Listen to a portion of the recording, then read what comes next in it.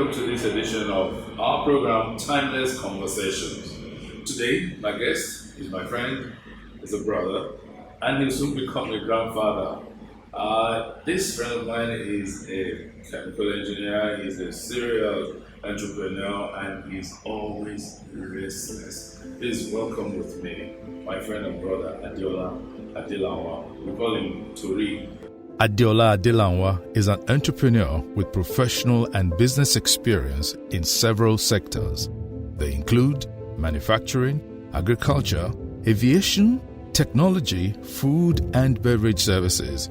He is a process analyst with proven skills in process improvement in several commercial and business operations. In 1985, he graduated with an honors degree in chemical engineering from the University of Lagos.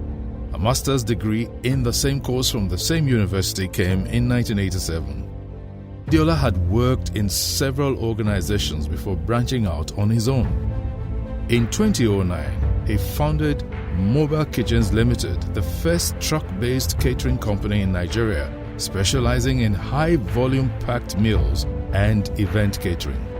In 2018, he set up a water bottling business called Hagnos. The idea behind the brand was to change how Nigerians accessed and purchased water. A sports enthusiast who enjoys playing football and cycling, Adeola is widely traveled and constantly seeks knowledge. Thank you very much, Lekon. It's good to be here. Nice to have you. Now, let's look at something. You're a businessman, a serial entrepreneur.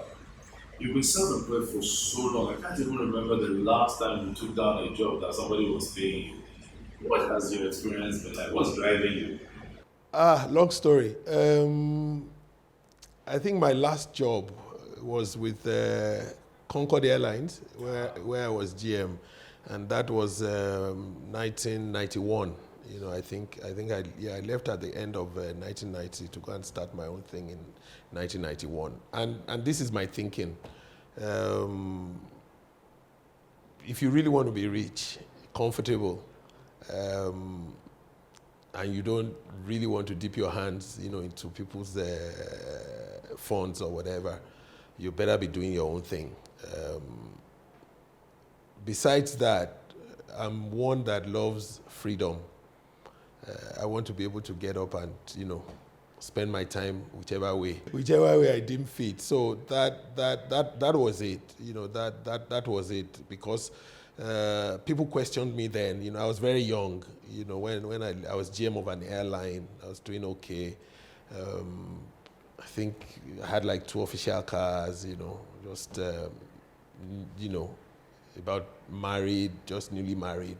And things were great. And many people questioned me, why are you leaving that, that comfort, to go and do, things on your own, knowing that, it may be difficult. And I was like, you never know, let's give it a try. And then that's how I left Concorde Airlines, and I started up a place called Ultimate Vision. Ultimate Vision, obviously at that time, there were no funds, to do any massive thing, but I had a lot of skill set, and I thought that, look, if we ran a training organization, that was a good way to start, and that was what Ultimate Vision was doing. But what I did, which was unusual at that time, was there were a few people who I thought were influencing Nigerians in different spheres.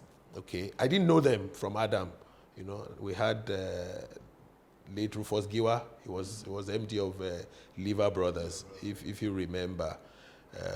There was Mr. Makoju, yes, who was the MD of West African Portland Cement. There was the banker. He was with. He was deputy, MD of that bank set up by Adekonye, at that time, that elderly man, and all that. And then we had Chief Mrs. Kuforiji Olubi. Okay, so I wrote to them and I said to them that I wanted them to be, on my advisory board, that this was what I wanted to do. and it's unbelievable the kind of support that I got, from them, at that time, and that's where the story started. And then you moved on to a truck or something like that. No, before then, before the truck, it's a long time coming. Before the truck, then came the technology, card-based technology, where you do identification cards, and all of that, okay? So I set up a company called IT Village, okay? And what we did with that was we could set up databases while also making identification cards, That was the time the PVC card, started, in Nigeria. And we started with that, as well, I did for the Nigerian Navy, did for, quite a number of people. So that company itself was thriving. But at the same time, we still had the training school, running its own, and all that. So basically that was that as well. As someone with an engineering background, is it easier to assume that you can branch into anything, any area of development or discovery? Does your engineering background give you an advantage? Does it? Yeah, the thing with by the way, I read chemical engineering, and chemical engineering is, some other people call it process engineering. So it's very methodical, it's about setting up processes. And if you understand that, and of course, if you understand figures as well, and I would think that if you're an engineering student, you would understand, figures. That made it, okay. If you look at the statistics of the top companies, top MBA holders in the world, they're engineers. They've come from engineering background, and they're easily able to fit into that. So it's a training, and I must say particularly that when we were in Unilag, we were taught by really good teachers who had attended the best schools in the world. I think that's really the difference between what you're getting now from our universities and when we went to universities. I mean, my lecturers were first-class graduates from MIT. Okay, they of course some of them finished from IFE as well before they went overseas. But all of these guys had gone to the best engineering schools, wherever you think these schools may be, and these were the guys that taught us. So it made a lot of difference, in our lives. Yes, I'm going to do this in Okay. Since you've gone there, let's get it together. Today's jobs. Are our universities reacting to what the job market really wants? Are they? Yeah, you see, Leko, let me say this. It's unfortunate that there are really no bright sparks, across board in our country at the moment. Look, when I got admitted, into Imperial College in England, I didn't have to sit for an interview. I did not have to sit for an interview. It was just based on the transcripts of my results from the University of Lagos. Okay, that's how respected our unis were. Even when I was struggling to say that, look, I couldn't get the fees together and all that, they were ready to defer my admission by 1 year and then give me a list of places, I could write to secure, scholarships. Okay, that's how good our schools were. Okay, now, what we have done is we have refused to let the schools evolve. When you have a country like ours and in the kind of environment that we are, you would think that, yes, government must be involved in everything because that's, they have the money and all of that. But I think, we should have allowed more private participation in those government universities, not necessarily allow, what we have with the new unis now and all that. And then look at what we have with the top. We're supposed to be the top government universities. It's always one strike or the other. Yeah. I mean, you can tell when a child will go into school, but you couldn't even tell when this child will graduate. We didn't have that. I mean, even as rascally as we were in school, we had riots, obviously, but we didn't have situations where lecturers themselves. I mean, it was totally. I can't remember lecturers going on strike when we were in school. It was the students who caused the havoc, and then they would shut us down for 2-3 weeks, and then we'll come back and school will resume. But it's the other way around now.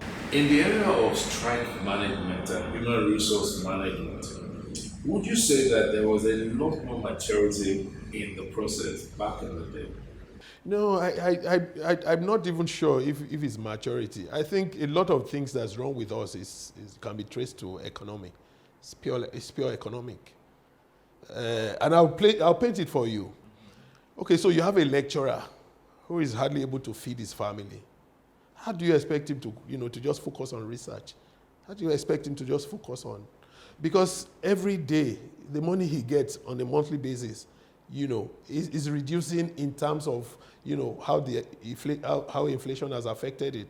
Okay, so if a man finds it difficult to leave, how will he do the job that you employ him to do? Okay, and if the lecturers can't do research, if they can't, if the lecturers take out more from the system, and I'm talking, in terms of corruption now and all that, what's going to be left? What's going to be left? Okay, so there's no accountability. Then the next thing, obviously, lecturers, they tend to want to also support each other, okay? So they come around each other, and then we just keep having these strikes, that are just never ending. What about the curriculum? I remember a song by Lagwaja some time ago, where he says that it was the same textbooks that were used in the 60s and the 80s that we're still stuck with in our libraries, in the universities. No.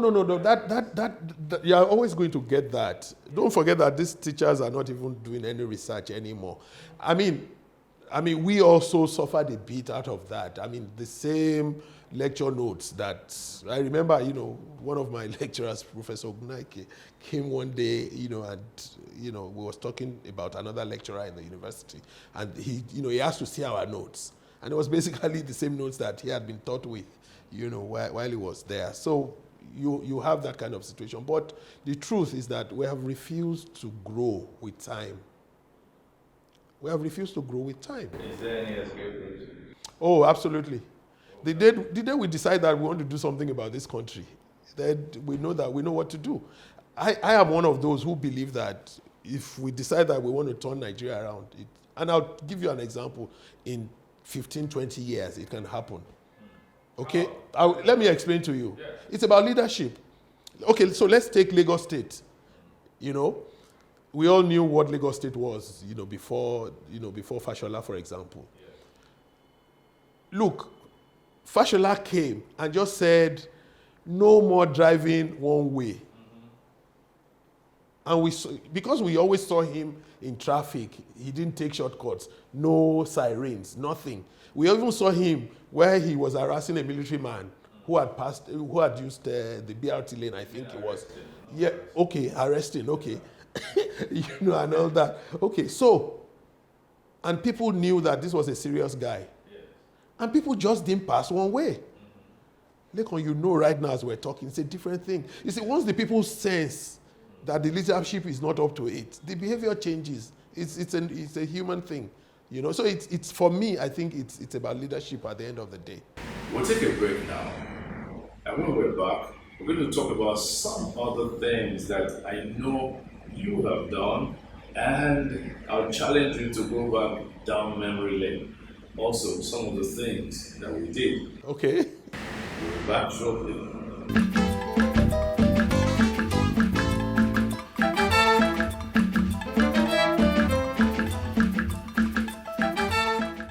Welcome back. I'm still with my friend Adeola Adelanwa. And remember that you went to Google College, I went to CMS Grammar School. There used to be this convergence in Yaba in those days. It was called the Yaba Show. How active were you then? Leko, I don't know why you're going this route, really.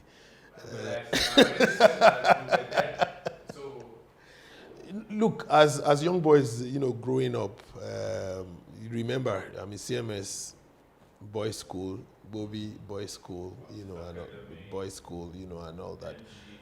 Girls' school, and all that. Exactly, And no, it's okay. And, and it was, Yeah, and it was, it was within, the same vicinity. Remember also that, we had buses that were called, Scully. These were buses that were made for students, and you would go on them, and all that. So you are in a bus and it's got students from, various schools. Obviously you're going to end up with, friends, And as young boys, you always also played pranks, here and there. But here we are today. We thank God. Let me end it that way. Just a good description. I went that way because I look at something that is happening in our society today. Our values, what's happening? Our values, we seem to have lost them. It's difficult to make our children who are in their 20s and 30s these days to relate with our core values. What happened to our society? You've got to understand something, Every society grows up in generations. And, what obtains in each generation is different. So you've got to understand that. But values are values. And values should remain constant irrespective of the generation. Okay, so what were the values that we were taught? We were taught the values of honesty. We were taught the values of keeping to time. We were taught the values, of respecting our elders. You won't dare go to school and take a biro or pen that belonged to somebody else and take it home.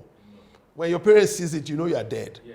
Okay, so these were the kind of values that we were taught with, and I expect that they should be, and all that. But guess what? We live in a different world. These guys have access to all the information. In those days, we didn't have that info. That info resided with your parents. So you always defer to them. But these kids don't even need to defer to you because they've got everything, flying around them. All they need to do is ask Mr. Google, and they've got as much information, as they have. But what I want to point out is that as parents, and I'll tell you a story which is in a minute. As parents, we must continue to try and instill this in our kids. Now the story is about, NSAS, that we witnessed, not too long ago. And, my son and my daughter, they were like really into this thing, like you guys have failed us. They have, they just kept, banding this, and all that, And when I wanted to shut them up, what I told them?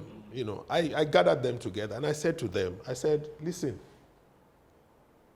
your friends that you all go out and shout NSAS and all of these things. I said, some of you are beneficiaries of the corruption you're talking about. Says that, what do you mean?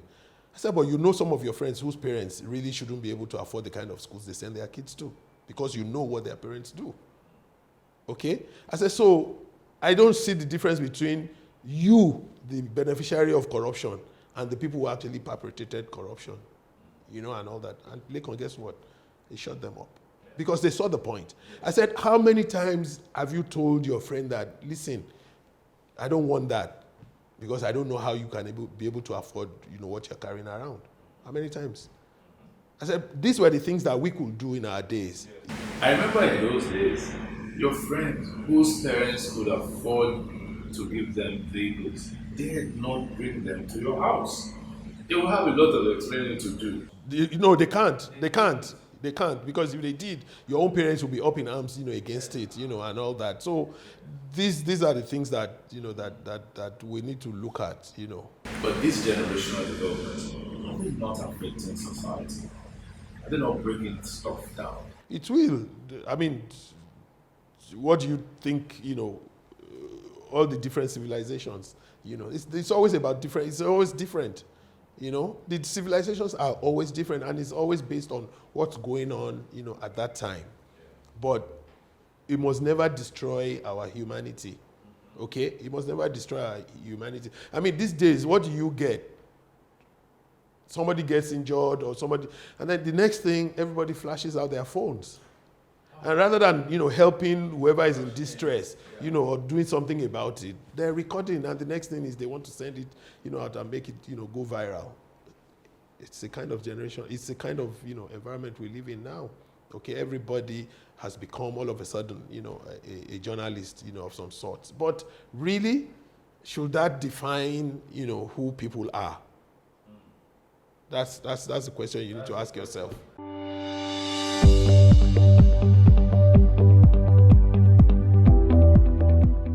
Now, Adeola, you will always be a generational representative anytime. For someone who belongs to the same generation as you, they always see you as someone who is smart, who is committed, who is restless. I also know that you're a sports person. I remember that you played football in school, you did some trials and issues there. However, you spent some time as chairman of Ikorodu United. Yes. You ran it, all of a sudden you stopped. Why? Sports, from school, I'd always been a sportsman, played football for Unilag, for Igbobi College, I represented Lagos State, at the National Sports Festival, doing the sprints, and so on. So I've got that affinity, with sports. Even now, I still play my football, every Sunday, with a group of old men like me. A few of us, got together, we were passionate about football. And, my friend, Deomi Ogunsoya had said that, guys, we should put our, money where our mouth is. Why we're always complaining, about things, we need to do things. And that's how Ikorodu United, came about. Obviously, we named it Ikorodu United because one, we had got a team from out in Ikorodu, and of course, Deomi, was, it's also from Ikorodu, okay? And we got these young men together, and we thought we could run football like it's done elsewhere, in the world, okay? We're lucky also, we're able to pull in sponsorships, okay? And we started, with this young man, and we're doing okay. But the truth was that the odds were against us, The guys who were supposed to be managing the league itself looked like, they were more interested in what, monies they could pull out from this, when even the guys who were pumping money, running teams, could not even make money from this game. In what sense? Okay, for example, I tell you, they forced us to buy, footballs from them. Yes, the round thing. Yes, every supermarket for that? I don't know. Somebody was selling football or something, and they would you can go and buy other balls, but you must buy that 50 from them. Yes, from the guys, managing the league. It's standard. Okay, you will play a home game, and they will still insist that you be the ones, paying for security for the stadium. Whose league was it? It's their league.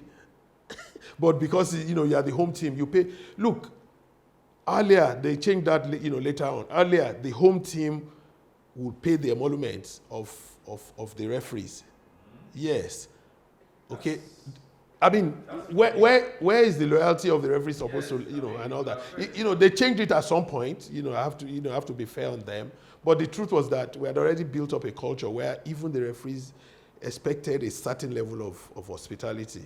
All right. So, if you put the statistics down here, go and see the number of away wins that you ever had. There were no away wins.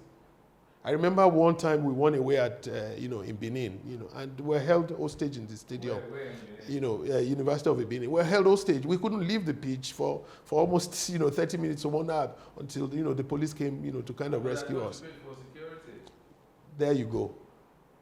So these were the things, that after running it for, I think about 3-4 years, we just felt that it was like, it was putting money down. 3-4 years?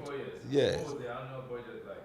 We were spending close to 80 to 100 million on this team every year. Yeah, because look, we had a whole complex where these kids were living. Because we kept them in camp, we were feeding them 3 times a day. We had a foreign coach, we took a guy, because we got some local coaches, but we wanted, a foreign coach to be the head. And so he would help us. The idea was that after 2-3 years, we could have developed our own local coaches under this guy, It wasn't so much the knowledge, but it was so much trying to put the proper structure in place. because these are guys, who had played, in the World Cup and all of that, and they had played professional football, and they could help us, set up, and all that, and that was it. We couldn't get anything out of it. So we shut down. Any hope of opening again or restarting Liverpool United or getting involved in sports management again? No, no. Look, I'll tell you why. We need to change things. Have you ever asked yourself why it is only the teams that are owned by state governments that are thriving? And when I said thriving, That's where I was going next. yeah. Have you ever wondered? It's because they have a government budget. There's an annual budget. There's another budget for every team. Enugu Rangers, Shooting Stars, call them, Plateau United and the rest of them. They all belong to states. And that's the reason. If you look at it, I mean, we all knew what happened. What happened to the man? Eventually, he gave up. Adeola Babes, what happened to them? He gave up. These are private people who came into football. But you remember that all those clubs of those days, the stationary club of those days, they were private clubs. Things were different, and I would okay. So how were things different? Yes. Look, if you even look at the way the league is structured, if you have a team in Lagos and you expect that team to go and play in Maiduguri, they're going to drive all the way, or are they going to fly? You can see the difference. How is the guy supposed to? We didn't have all of those, then. Okay, we didn't have all of those then. We had the major cup was the Challenge Cup. Okay, and even the Challenge Cup in those days was played on a regional basis until they merge the guys, and then you play each other. Okay, and the truth was that sports was managed differently in those times. Okay, I think where we missed the point, really missed the point, is when we scrapped the National Sports Commission, okay, and then moved it to the Ministry of Sports. Are you saying that the Ministry of Sports is killing sports? I'm not saying it's killing sports, but this is the difference. The National Sports Commission was peopled by sports professionals. Remember Dr. Awotiri Eleyai, Dr. Isaac Akioye. Yes. Remember all of these guys? Exactly. Remember these were guys who they were true sports professionals. Okay, and they ran sports. They ran sports. But all of a sudden, we've moved it, to the ministry. And they even had that, at that time, the National Institute of Sports or something. Yes, at the National State. Look, the National Institute of Sports was modeled after the Australian Institute of Sports, okay? And everything, Akioye ran that place like, oh, geez, it was fantastic. Even the Eagles used to camp at the NIS. They didn't need to go to hotel because NIS was actually like a 5-star hotel in itself. They had the rooms that were beautiful, and then they had the swimming pool. They had the cafeteria, and everything was there. And it was just the practice pitch was just a few meters away from the place. Okay, and all of a sudden all of that is gone. Let me ask you a question. You're the one interviewed, but I'll ask you a question. What do you think happened to Festac? What happened to Festac then? Festac. Yes, the place. It was killed because people stopped respecting the rules and the regulations put in place to preserve it. That's it. So I answered your question. Yeah, it happened in Abuja until El Rufai came. All the open spaces, what happened to them? They were giving them up. People started building. How, No, I think there's a problem with us in Nigeria. You should extend that. I think it's a black man's problem, really. Because we don't recognize and respect open spaces. I know many estates in this country that were fully sold out, and the new administration or group of people will step into office, and what do? They have their eyes on that place. Rather than opening somewhere fresh, they will go and cut up all the open spaces there and sell to themselves. Nigeria is a beautiful country. I still will not, give up on Nigeria, because I think that, look, despite all this gloom, we still have a country, all right? And the earlier, people realized that look, the Yorubas have a proverb. They said, if the sky is going to fall, it's not going to fall on only one man's head. Okay, so we have to do everything, in our power to make sure that, this trend is reversed. Okay, people are shouting restructuring and all of that, and so on. Whichever way we want to do it, what I know is that we need to get our acts together. Yes, we need to get our acts together and see things as we see them. Oh, absolutely. In order to help our society. For instance, what is your own take about these scourge that's developing amongst us? Kidnapping, abduction, it's coming to the cities now. What do you think can be done to save us? It's a very, how do I put this? It's sometimes you want to look at, the effect of social media. Mm-hmm. Okay, so sometimes you get the feeling that there are actually people who are so disgruntled and they would rather, everything breaks up. Yeah. There's absolutely no doubt about that in my mind, because I've seen some things that are circulated on social media. Sometimes these are even images that comes from other countries, and they say it's happening, trying to whip up. I think some last night. Trying to whip up, the sentiments, and all of that. Okay. I also feel that, the people at the top of this government haven't helped a lot. And why do I say so? The whole country is beginning to perceive that there looks like a plan of a certain tribe to want to dominate everybody else. Okay, that picture has been painted, all right? But not only has that picture been painted, but you see government give credence, to this picture. Yes, to this picture that we're talking about. So you look at that, and then you ask yourself, where is this going to take us? Where will this take us? The moment we started to pay ransom, I knew that it was never going to end, because it then became a business. What's the difference between kidnapping, asking for a ransom, and yahoo yahoo? Really? Some people do the yahoo yahoo, and some people find it easier, because they cannot operate computers or whatever. So they would rather, kidnap people and ask for money. And we continue to pay, ransom. Let's take a break. We'll be back shortly.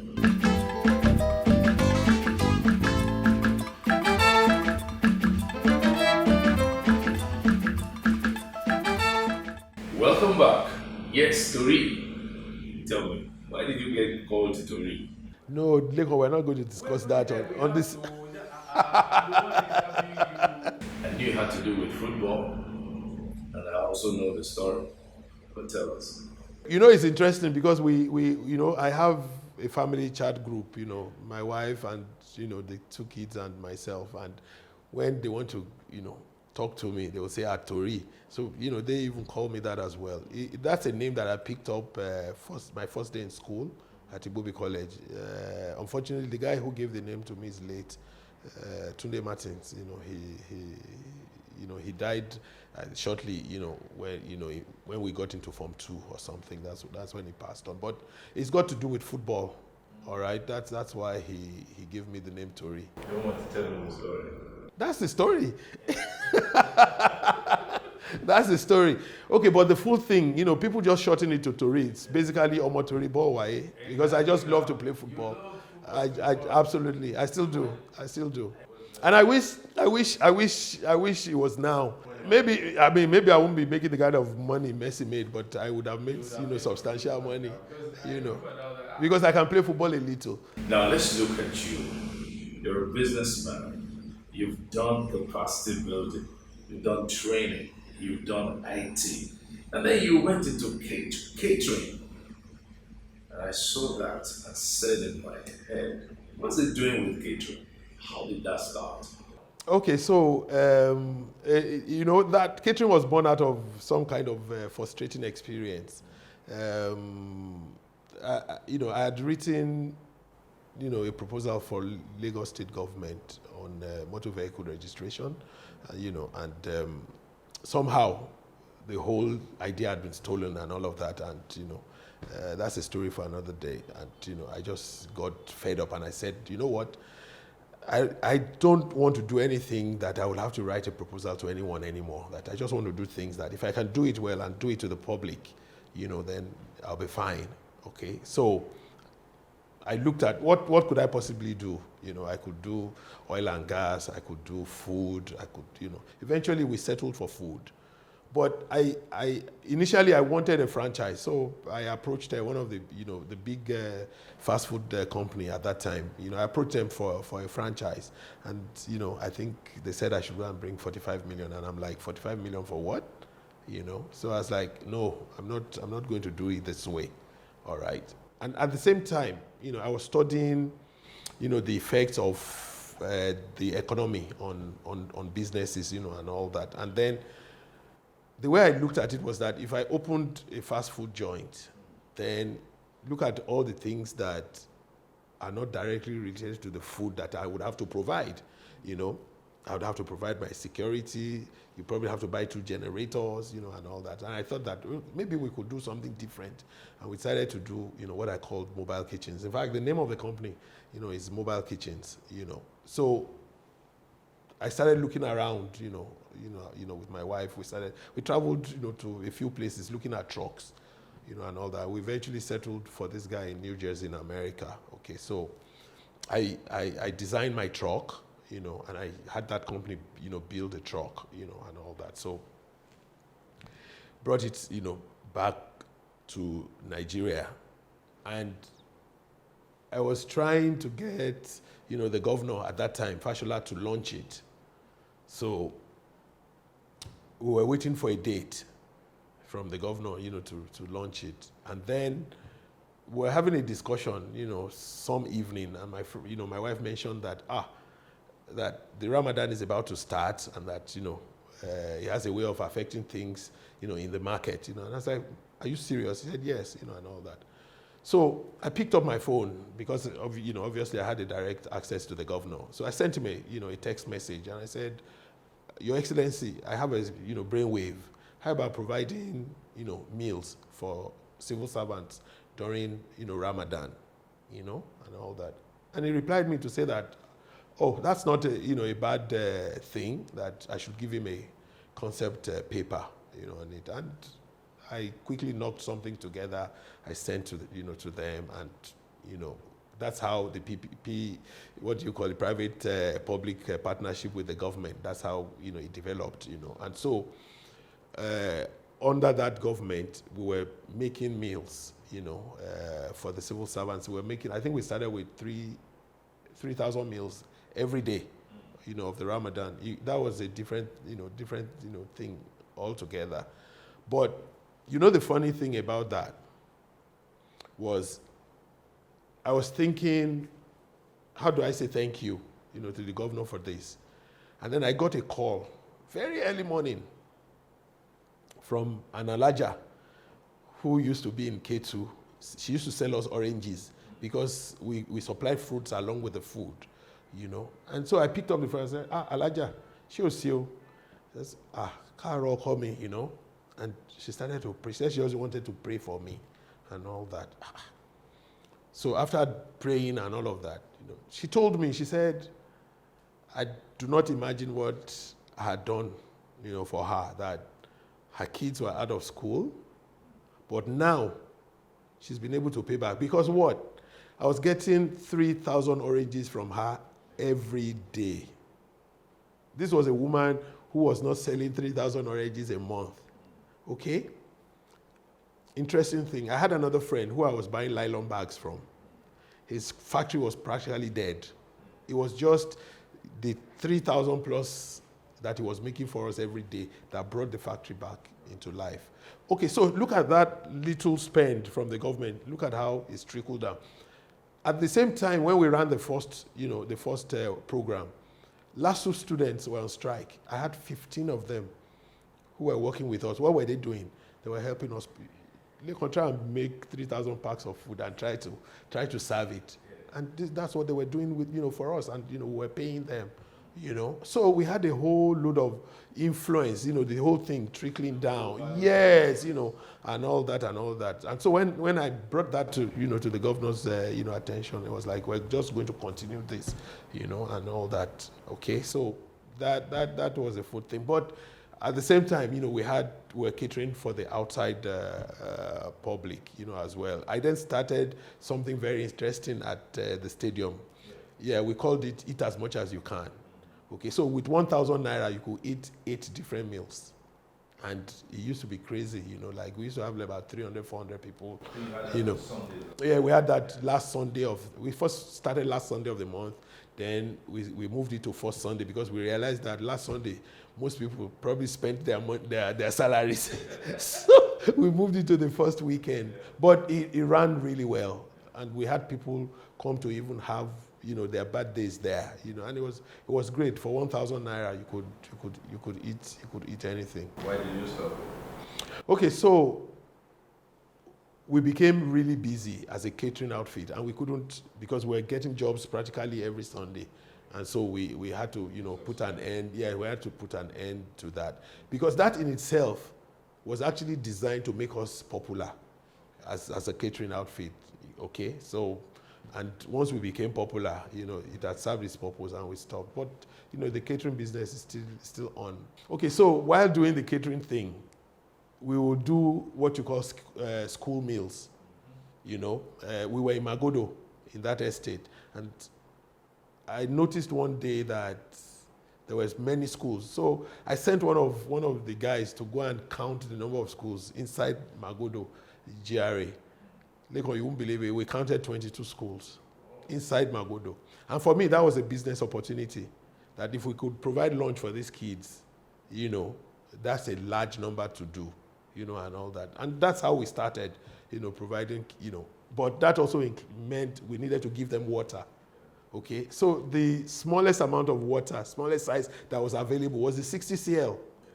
And the 60 cl was a pain for the kids. I mean, for the guys who would park after the kids, it was a pain, because kids, some would drink the water, some won't even drink, and you had, so I started thinking to myself that, listen, there's got to be a smaller size of water, and all that.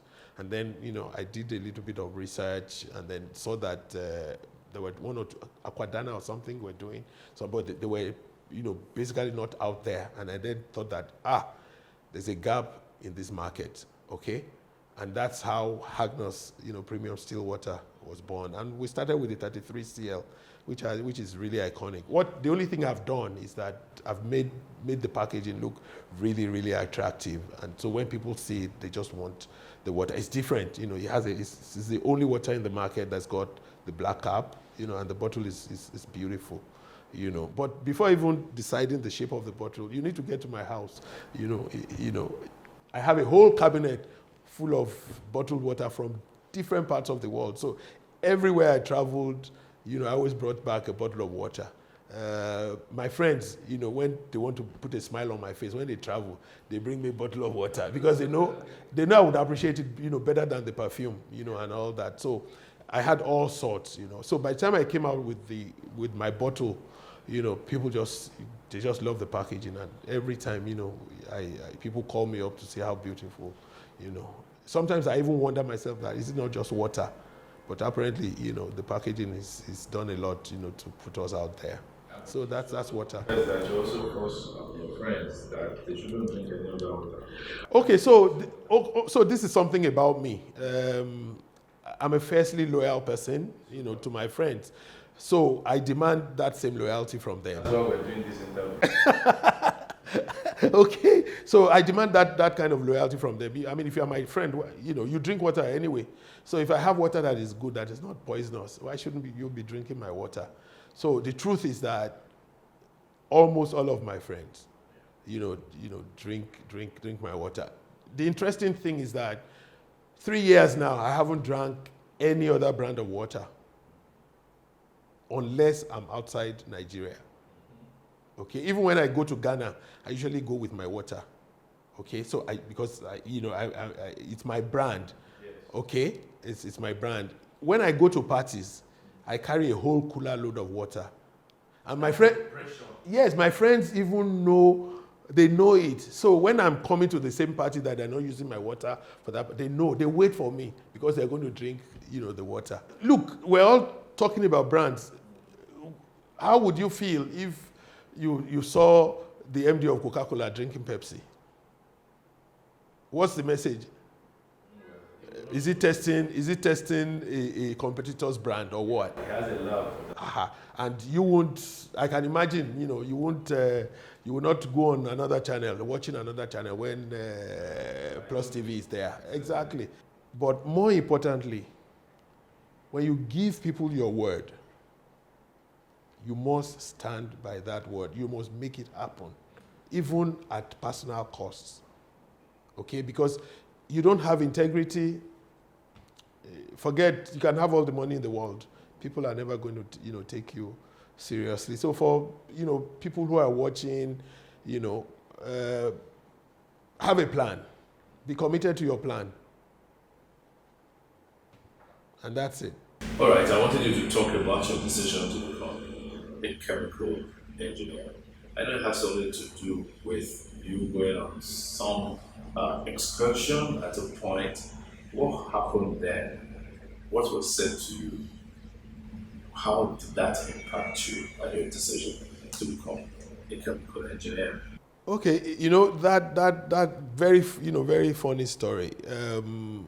While at Ibobi, I think we were in Form 4, and then there was this excursion that we had to Liver Brothers, and then we went in there to see the products that they have. At that time, we used to have High Time, Planter, Omo, and all of those things. Yes, and they conducted us from one section to the other, detergents, and so on, So after the whole thing, I was really impressed, as a young man. Like, this was a massive factory, and all that. So I went up to the production manager, and I just, I said to him, "Excuse me, sir, if you wanted to be in charge of, a plant like this, a factory like this, what do you have to study?"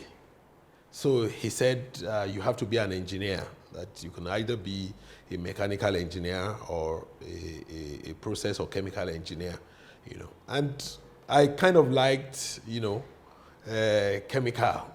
chemical engineer. So I said, "So what courses, what subjects do one really have to do well in?"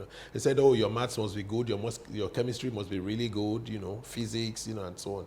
And I was pretty good in those things, and that's how then I made up my mind that, I was going to be a chemical engineer. So I doubled my efforts in my chemistry, and, did so well and all that. So, of course, when I was going to write JAMB, there was just only one course I was going to put there. It was chemical engineering. My second choice was also chemical engineering. That's how badly I wanted to be a chemical engineer. Was it female? No, there were two of them really. There were two of them really. We had the female, lady as well, who was also a process engineer. In fact, the guy himself was a mechanical engineer, and the lady was a chemical engineer. And it's interesting that in my class we had maybe like about 6 or 7 ladies, who were chemical engineers in my class. It was the first time that ever happened in Unilag. Yes, and guess what? They were pretty brilliant, ladies as well. That's why, I keep saying that, there are a lot of things that we used to do that we don't do anymore. I mean, I see excursions these days, but they're usually to funny places, like amusement park or some historical sites, which is okay, to be honest, but there's really no reason why we can't have kids, young people who are, because in Form 4, you're a young man, impressionable, searching for what next to do. Okay, so if you go around at that time, either you go and you go to do an internship, or you go to visit a factory like we did. It certainly made an impact in my own life. To be honest, I'm glad I read chemical engineering. It's also important, to have, like I keep saying, it's the difference between our generation and their generation. They get all the information, via the internet. Yes. And it's always different when you have a mentor who actually is there to talk to you. Yeah. It's not just, the news. And as a young person, you're likely going to make mistakes, that way. So we need to introduce, that mentorship. It's important because basically excursion is a form of mentorship. Yes, you meet people in the course of it, and it will influence you. Absolutely, absolutely. But switching it a little bit, this internship that you're advocating, what kind of internship do you have in mind? Even the guys who brought this education to us, they do these things. Sometimes, you hear, kids saying that they want to take a gap year. Basically, it means that they want to be out of school and just go and pursue something, completely, different, and all that. So we need to look at that. If you have, kids who are already showing interest in a particular area, it should be born out of talking to them and all of that. If they're showing interest in a particular area, then you begin to want to expose them, to things in that area, which may further, or if you spot a talent.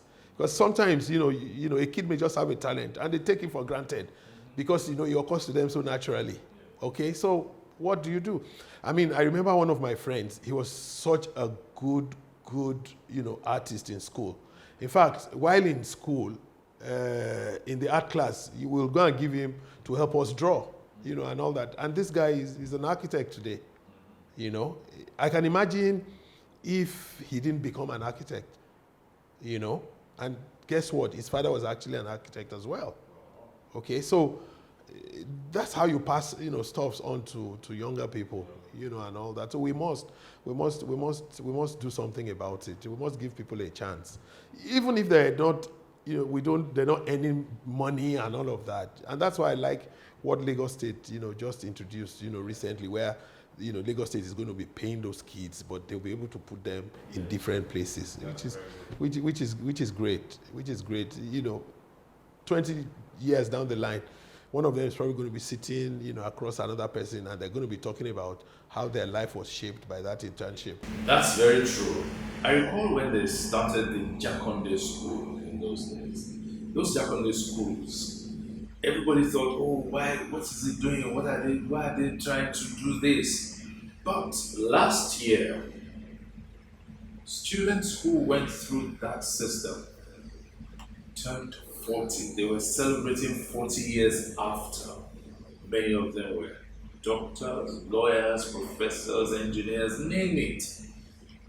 They are part of society and they are really impacting on society. So their contribution is totally indescribable. That's why some people still maintain that Jakonde, it's probably tops of the list of the people who have been governors of the state. He was. Look at what Lekki became today. Just that tiny road, that they built all the way to Ekpe, Thank you so much, Adeola, for your time and sharing the story with us. It's been fun talking to you. Thank you, Leko. It's great being, it's been great sharing this 1 hour thereabout with you. To you at home, thank you for watching and thank you for being part of the program. We look forward to being with you sometime soon.